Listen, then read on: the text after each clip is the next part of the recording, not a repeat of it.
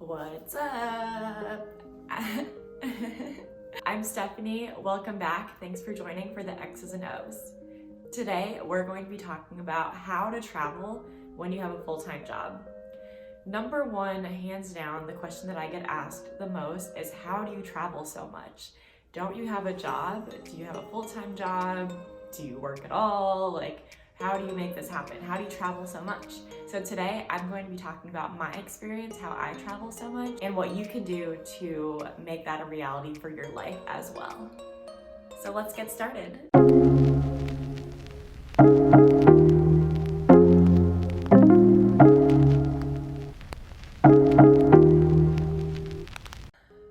So I just want to start out by saying that I'm super blessed. I feel very lucky to be able to travel as much as I do.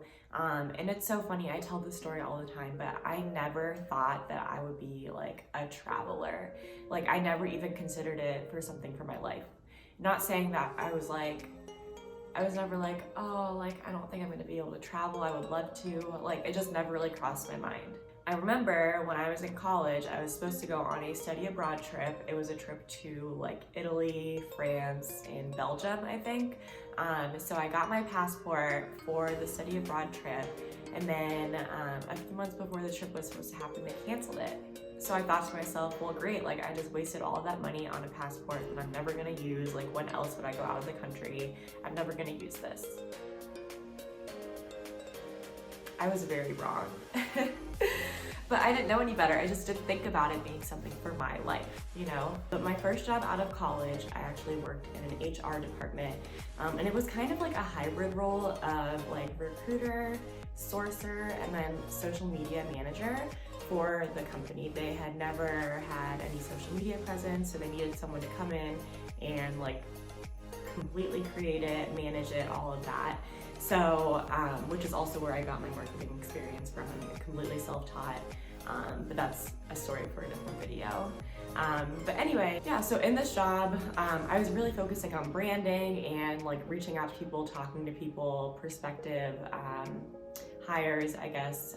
And there were several career fairs, several conferences that I would need to attend.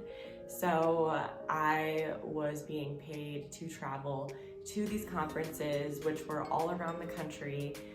They paid for everything, my hotel, my flight, my food, everything. So I was essentially getting free trips out of work. And not just to local things, but really cool places like Vegas, Nashville, Houston, Orlando, Austin, Atlanta, Palm Beach, California, just all types of really cool places. So that's really how I started traveling so much. They needed me to go. It was probably every other month or so I was traveling for work. In addition to my travel for work, I am in a long distance relationship, and for what my boyfriend does, he often moves and lives in a different city or country every year, and so there's a ton of travel associated with that, going to visit him in the different places that he lives. So traveling to wherever he is, in addition to traveling for work, landed me on a plane every month, and sometimes more than once a month.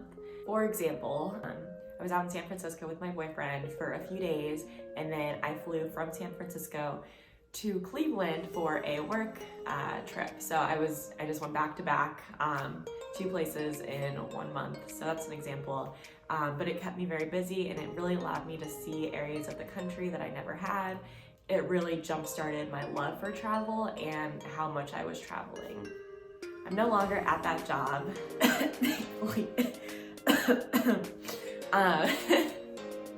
When I was leaving that job and I was looking for a new one, I was super concerned about being able to travel as much as I did, on top of how much they were flying me out to work trip.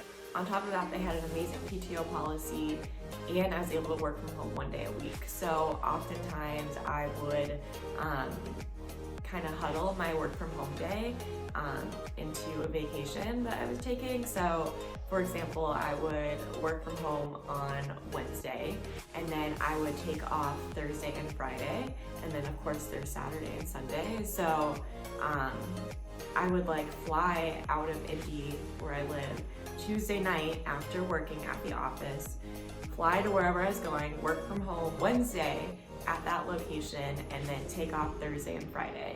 And so it turned into, with only 2 PTO days, it turned into 5 vacation days, 5 days at a destination. So I was super blessed with what I was able to do there, and when I was looking for a job, I had to be very intentional about the job that I was choosing. So if it was a great job but it wasn't flexible with work from home or PTO, I didn't take the job. I didn't pursue it. And some people might not agree with that, but when you want to make something a priority in your life, you have to build your whole life around it, and that includes your work, which is how I'm able to travel so much still. So I was able to find a new job that has great PTO, and I'm able to work from home. I'm actually able to work from home pretty consistently, which allows me to go and work remote in other places. So yeah, for me, really how I travel so much is just intentional work life plus boyfriend long distance relationship. And I do some other things with friends too, but I would say that like boyfriend long distance relationship is like here, work stuff is like here. It used to be like about the same. So thanks, babe. So that's my experience. I understand not everyone's experience is the same, but don't worry, I have a list of things that you can do to be intentional about traveling so much so that you can make it work for your life. Number 1 is to look for a job that you can travel with. A job where you can get flued out to... I can't even take it seriously. Find a job that will fly you out, all expenses paid for work, and then just add on a PTO day or 2 to your trip. So let's say you're going to a business trip, you need to be there on Thursday and Friday, so they fly you out on Wednesday, you're there Thursday, Friday, you're there, you extend your trip, your hotel to Saturday, Sunday, maybe even Monday, and they paid for your flight and half of your hotel. Being able to extend work trips is a major key if you have a full-time office job, especially. Or even if you don't extend your trip, I've had trips that I've gone on for business and I've brought friends with me. We had a hotel that was paid for, my flight was paid for, so all they had to pay for was their flights and some food and activities, brought them along, and then at the end of the workday that I was doing, we would just go and do things. So you don't always have to extend your trip, you can always do things while you're being paid to be there, and you're literally spending like $0. So that's by far the best way to do it, if you can. I know that not everyone has like an office job that will allow you to do that, but if you can, I recommend it. Next, look for a job that you can work from home with, whether that's working from home every day of the week, that's just how you work, or a job that lets you work from home 1 or 2 days a week, and then use those days when traveling. My example of, taking off Thursday and Friday, working from home Wednesday, allows me to take off less days but be at my destination longer. So if you can attach those work from home days onto your trip, it's gonna make a world of a difference. And for those 2 things, working from home and working at a job that pays you to travel, whenever you're looking for a new job, definitely negotiate. You can, I don't know if everyone knows this, but you can negotiate things other than a salary when you're in the interview process with a job. You can say, you can say what matters to you more in your compensation package, and they might help you out with it. So don't be afraid to say, hey, my last job offered me 25 days of PTO. You're only offering 18. Is there any way that you can bump that up? I'm not as concerned with the salary, I'm concerned with, the benefits. And oftentimes a company will do it because they think it costs them less. So, food for thought. Another way to travel more is to do shorter trips more times rather than taking longer trips less times. I think that makes sense. Hopefully that makes sense to you and not just in my brain. But keep in mind, a vacation does not have to be 2 weeks or a full week. You can go on a vacation that's just like a weekend getaway. Long weekend getaways are my favorite. I honestly don't love to be at a destination for like longer than a week. I love like the 4-day trips. I think that's perfect. So if you can hover a trip on a weekend and only take 1 day of PTO or maybe 2, like a Friday and a Monday, you're gonna be able to take more trips if you do it that way rather than using 5 days at a time. If you're using 1 day a month and you have 5 PTO days, you can take 5 short weekend trips. You can take 1 trip for 5 months straight. Not good at math, but I know that makes sense. My last tip is to just be flexible about your dates, but also the time that you're flying out. Let's say you don't have any PTO left at all and you can't work from home, but you want to get the most out of a weekend.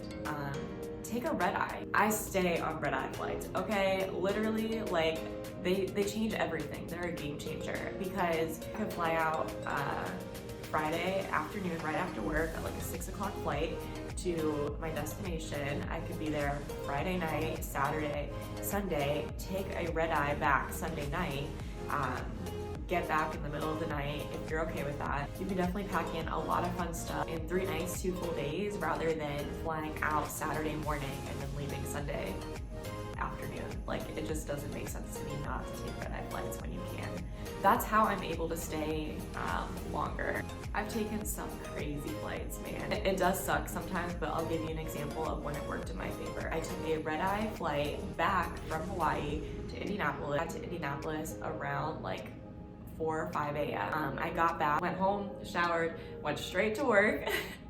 But if you wanna be intentional about traveling so much, you have to be able to take those types of flights. They suck, I'm not gonna lie to you, but they're so worth it. They're so worth it, guys. Like, being able to stay somewhere longer makes all the difference. And not having to use PTO if you don't have to makes a difference. But you're gonna have to if you wanna fit in traveling with a full-time job.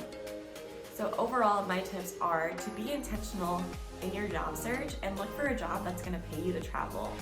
If they're not gonna pay you to travel, look for a job that has a great PTO policy or a great work from home policy, and if not, negotiate them because they are negotiable and it's gonna make a big difference in your life to have that time off rather than to have a couple $1,000s more on your salary, especially if you're trying to travel more. Be open to taking a long weekend trip rather than doing a full week trip. Taking those shorter flights more is going to get you more places than taking long trips less. And schedule smart when you're scheduling your flights. Don't be afraid to take those crazy, scary red eyes. It's going to make a difference. If it can help you out and allow you to take 1 less day off or something like that, do it. I mean, why not? You only live once, right? And that's what this is all about. You know, you only live once. You want to travel as much as you can, see the world because there's so much to see. So be smart about your scheduling. Be smart about the job that you have. Be smart about how you are taking advantage of weekends and the time that you're able to take. And in no time, you'll be traveling every month, just like me. So I hope you found this video valuable. Let's get out there, be intentional, and travel the world. Thanks for tuning in to the X's and O's with Stephanienmxo.